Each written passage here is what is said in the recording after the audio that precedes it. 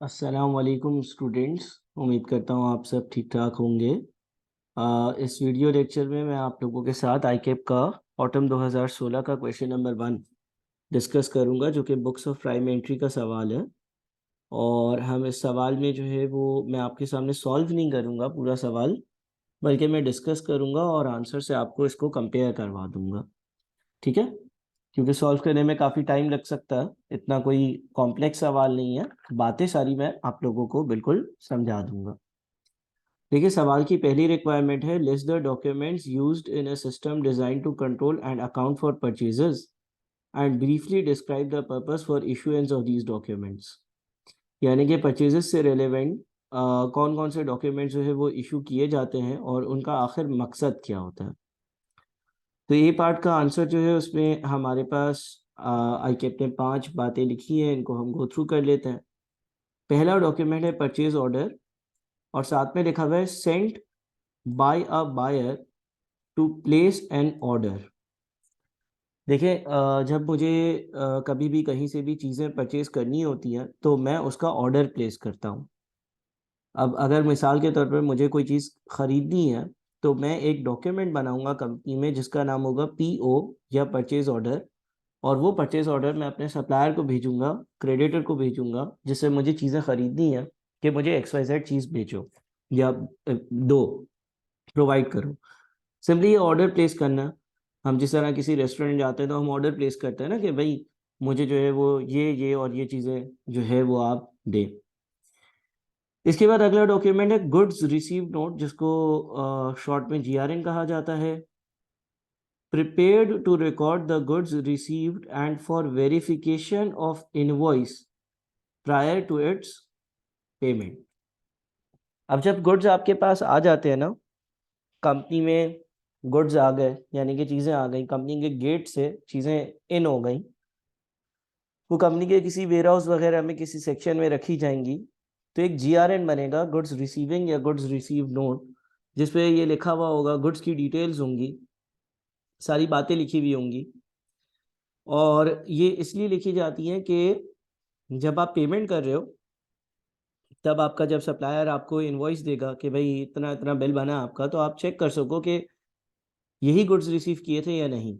इसकी एक रीज़न ये भी होती है, यानी कि गुड्स रिसीव नोट को पेमेंट के वक्त इनवॉइस से टैली किया जाता है। मिसाल के तौर पे लेट्स से एक टायर मैन्युफैक्चरर है, उसने जो है वो, या एक गाड़ी बनाने वाली कंपनी है, उसने 100 टायर्स मंगवाए।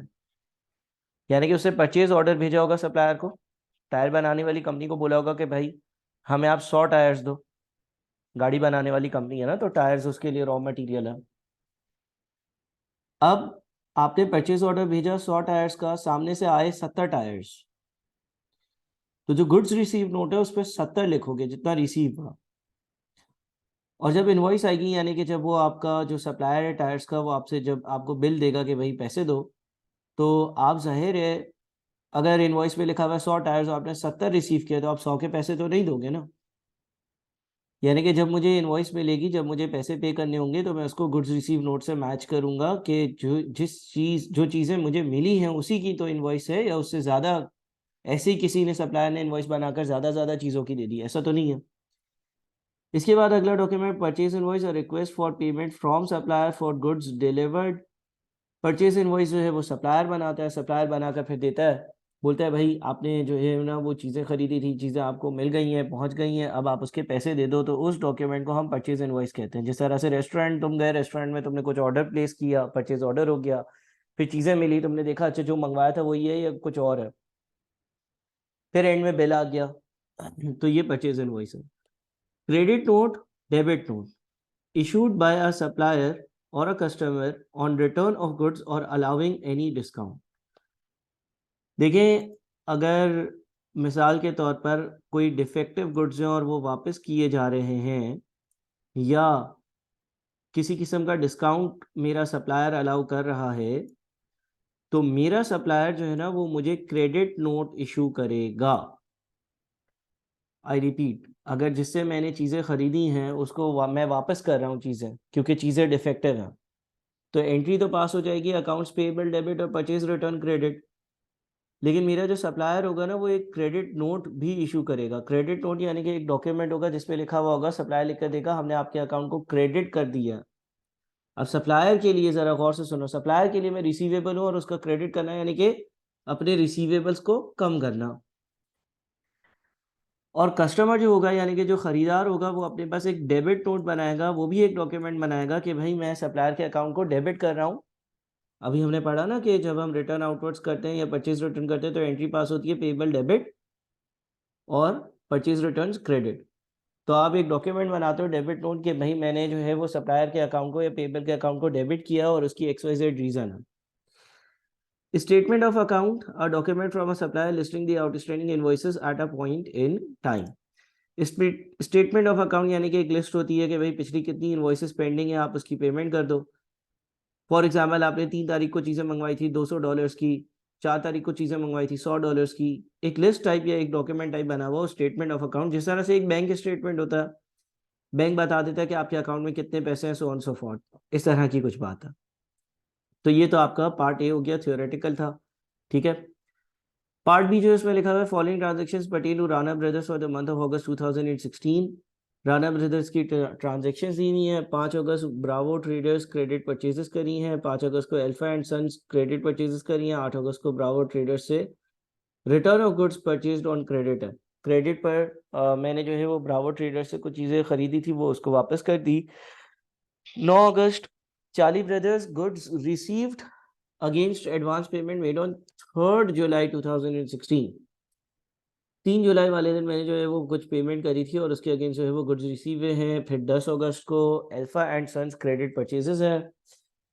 10 अगस्त को दोबारा ब्रावो ट्रेडर से क्रेडिट परचेजेस हैं। 11 अगस्त को goods destroyed in fire to be recovered from Rahat insurance company, यानी कि आग लग गई उसकी वजह से गुड्स डिस्ट्रॉय हो गए, लेकिन कोई राहत इंश्योरेंस कंपनी है उससे मैंने इंश्योरेंस करवाई हुई थी तो वो मुझे इसके लिए कंपनसेट करेगी या पैसे वापस देगी। नंबर 1 में लिखा हुआ है enter the above transactions in the related books of prime entry. Books of prime entry में आपके पास purchases day book, purchase return day book, sales day book, sales return day book, cash book और general journal. अब अगर आप late से हम दो ट्रांजैक्शंस देखते हैं, देखिए पहली 2 ट्रांजैक्शंस अगर हम देखेंगे तो वो क्रेडिट परचेजेस हैं, परचेजेस डे बुक में जानी चाहिए। अब यहाँ पर अगर सवाल का आंसर देखेंगे, मैं परचेजेस डे बुक नहीं बनाता, बनी हुई है उसको गो थ्रू करवा देता हूँ। सवाल का आंसर देखेंगे, हेडिंग है purchases day book. Purchases day book में 5 अगस्त की डेट है। 5 अगस्त की 2 वैल्यूज थी, 9.5 लाख और 438,000। ये मेरी परचेजेस थी क्रेडिट की। जितनी भी क्रेडिट परचेजेस होंगी वो परचेजेस डे बुक में आएंगी, तो ये 2 एंट्रीज हमने गो थ्रू कर ली। तीसरी है return of goods purchase on credit. जितने भी हमारे परचेज रिटर्न होते हैं वो परचेज डे बुक पे नहीं आते, बल्कि एक और बुक बनती है जिसको हम कहते हैं परचेजेस रिटर्न्स डे बुक। और परचेजेस रिटर्न्स डे बुक में आपके पास 8 अगस्त 2016 को ब्रावो ट्रेडर्स 60,000 अमाउंट लिखी हुई है। इसके बाद आपके पास अगली ट्रांजेक्शन है goods received against invoice advance payment made on 3 July 2016। जब आपने 3 जुलाई को पेमेंट करी होगी ना, तब आपने एंट्री पास करी होगी एडवांस फॉर परचेज डेबिट और कैश क्रेडिट। आज वो चीज़ें आ गई तो आप परचेजेस को डेबिट करोगे और एडवांस को क्रेडिट करोगे। अब ये वाला अमाउंट जो है ना वो ना आपकी परचेजेस डे बुक पे आएगा ना परचेजेस रिटर्न्स डे बुक में आएगा, बल्कि आपके पास जनरल जर्नल में आएगा। सर जनरल जर्नल में कौन सी चीज़ें आती हैं? हर वो चीज़ जो क्रेडिट की परचेज ना हो, क्रेडिट की सेल ना हो, परचेजेस रिटर्न ना हो, सेल्स रिटर्न ना हो, या कैश का आना या जाना ना हो, यानी कि बची हुई सारी चीज़ें जनरल जर्नल में जाती हैं। तो जनरल जर्नल में परचेजेस डेबिट हो जाएगा और एडवांस टू सप्लायर क्रेडिट हो जाएगा।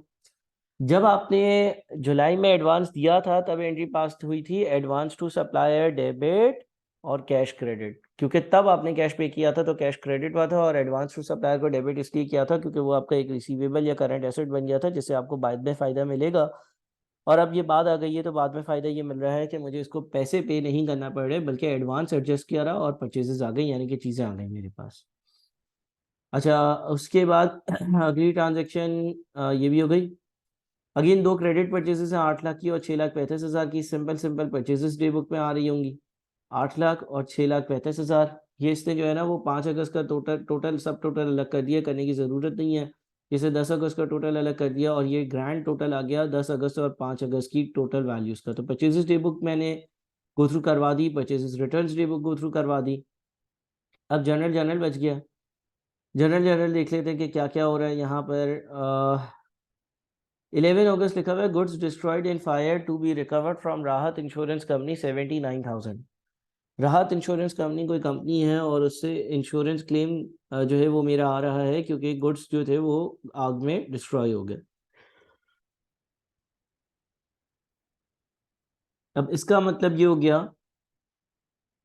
कि मैंने इन्वेंट्री या परचेजेस को क्रेडिट किया क्योंकि ये इन्वेंट्री जल गई ना, जल गई तो इसकी 79,000 की इन्वेंट्री की वर्थ कम हो गई, यानी कि जितना माल पड़ा था वो कम हो गया, डिक्रीज हो गया, उसकी वैल्यू ख़त्म हो गई। तो इन्वेंट्री को मैंने क्रेडिट किया और इंश्योरेंस क्लेम को डेबिट किया, या इसको आप इंश्योरेंस क्लेम रिसीवेबल भी बोल सकते हो, इसको आप इंश्योरेंस क्लेम रिसीवेबल भी कह सकते हो, एक ही बात है।